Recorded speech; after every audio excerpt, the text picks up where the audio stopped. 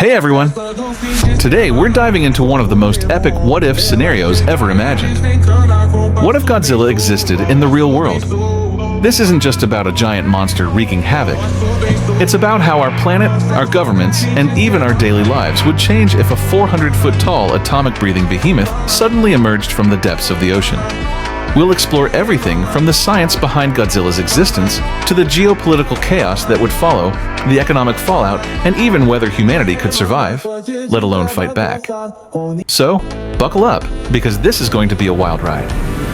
And hey, if you love deep dives into crazy hypotheticals, don't forget to like, subscribe, and hit that notification bell so you never miss out on our next mind-blowing video. Before we panic about cities being crushed, we need to ask, is Godzilla even scientifically possible? Let's break it down. Let's begin with Godzilla's physical attributes.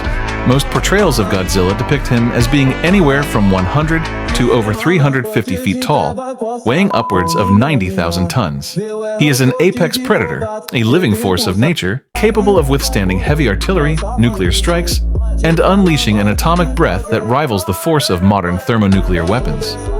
If such a creature were real, the first issue would be the laws of physics themselves. How could a living organism of that size exist on Earth without collapsing under its own weight? In the real world, for the sake of this scenario, let's assume Godzilla's biology defies or circumvents these limitations. Maybe he's a product of millions of years of evolution in the deep ocean, sustained by geothermal radiation or even nuclear energy. This makes him not just big, but functionally alien in terms of his biology. Scientists would be scrambling to understand how this creature exists. Universities, militaries, and private corporations would pour billions into research. Biological studies, tissue analysis, behavioral modeling, and even attempts to communicate or neutralize him would begin. The creature would become the focal point of scientific inquiry on a global scale. Godzilla wouldn't just be a monster, he'd be a revelation. But let's say somehow, Godzilla defies physics. His body would need insane energy consumption. To move and sustain his atomic breath, he'd require a metabolism unlike anything in nature, possibly nuclear-powered cells, which leads us to Godzilla's signature weapon is his atomic breath, a concentrated blast of nuclear energy. In reality, this would require a biological nuclear reactor inside would become terrifyingly complex. Alliances might form based on proximity to Godzilla. Entire militaries might be restructured to include kaiju defense divisions. New technologies would be developed, not just for defense, but for tracking, analyzing, and possibly even manipulating the creature. Most Godzilla stories explain him as a prehistoric creature awakened by nuclear test, a mutated organism from radiation exposure, if he emerged today, the most plausible, yet still sci-fi explanation would be deep-sea evolution. The Mariana Trench is still largely unexplored. What if a species evolved there, feeding on geothermal vents and radioactive minerals? Now, let's say Godzilla surfaces tomorrow. What happens? Satellites and submarines would detect something massive moving underwater. At first, governments might assume it's a rogue submarine or a natural phenomenon. Then, boom, he emerges near a coastal city. Social media explodes would be gone in hours. Let's shift to the environmental impact. Godzilla, in most interpretations, feeds on radiation or some form of nuclear energy. His very presence might result in radioactive contamination of the environment. Cities he passes through could become uninhabitable for years. Oceans could see mass extinctions from the disruption of the marine ecosystem. On the flip side, if Godzilla is a natural regulator, as hinted in the Monsterverse, then he might actually restore balance to nature.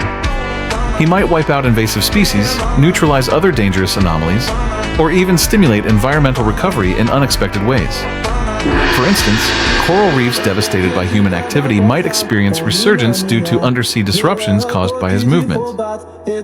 And then there's the social impact. The world's religions and philosophies would undergo seismic shifts. Is Godzilla a punishment from the divine? A test? A guardian? Entire cults might arise, worshipping the creature as a god. Others would protest its existence, demanding its destruction. Still others would revere it as a symbol of Earth's fury against mankind's hubris. Godzilla would become a cultural icon, in every news broadcast and at the center of every debate. Would we stand a chance? Let's explore the options. Fighter jets and missiles might annoy Godzilla, but his scales are often depicted as nuke-resistant. Nuclear weapons would be a last resort, but would they work, or just make him stronger? Experimental weapons, like railguns or lasers, might be rushed into production. Coastal cities would become ghost towns. Economies would crash, refugees would flee inland, causing humanitarian crises. Governments might enforce martial law. If Godzilla couldn't be killed, humanity would have to adapt. Living in a monster's shadow cities would rebuild with giant shelters. Economies would shift to survival-focused industries. Religion and culture would change. Some might worship Godzilla as a god. Let's entertain the idea of trying to capture or contain Godzilla. In the real world, that would be an almost laughable suggestion. Building an enclosure strong enough to hold a creature of that size is beyond our current capabilities. Any attempt to sedate him might fail catastrophically, and transporting him, if you could even move him, would require resources exceeding anything the world has ever coordinated. Remember, it took a global effort to build something like the International Space Station. Capturing his population could mean millions of lives lost. Some versions of Godzilla portray him as a neutral force of nature. Maybe we'd learn to predict his movements and evacuate in time. Or, scientists might try communicating with him. Yes, really. What about Godzilla's intelligence? In several films, he's shown as not just an animal, but an intelligent being capable of strategic thinking, emotional response, and even territorial judgment. If that holds true in our real-world scenario, then Godzilla becomes more than a force of nature. He becomes a new form of life, one with agency. That raises moral questions. If Godzilla is intelligent, should we attempt to communicate rather than destroy? Should we recognize him as a sentient being with rights? Could we form a non-verbal pact for coexistence? And what happens if he doesn't want to coexist? Suppose Godzilla isn't alone. What if his appearance heralds a new age of monsters, titans, as they're sometimes underground bunkers?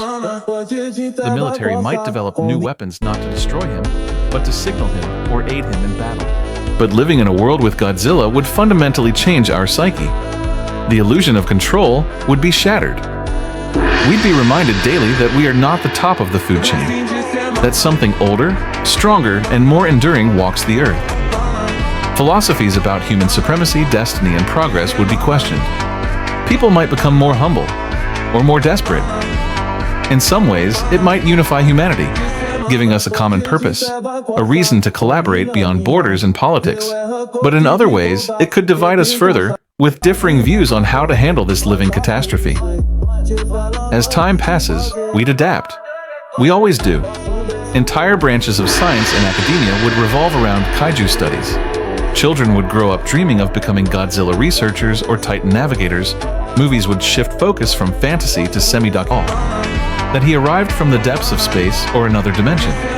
Suddenly, the mystery deepens. His biology, his purpose, his behavior, all would need reevaluation. Governments would hide this information, fearing panic, but eventually the truth would leak, sparking global crises of faith, science, and policy. And if Godzilla came from somewhere else, what if others followed? Ironically, Godzilla stories often show him as both destroyer and protector. In a world with real threats, climate change, pandemics, a creature like Godzilla might unite humanity, or wipe us out for good. In the end, the real question isn't, what if Godzilla existed? The real question is, what would Godzilla reveal about us? Our strengths, our weaknesses, our arrogance, and our adaptability. Whether he's a destroyer or a protector, his presence would become a mirror, showing us the truth of our civilization, that we live on borrowed time, that we must respect nature or be humbled by it, and that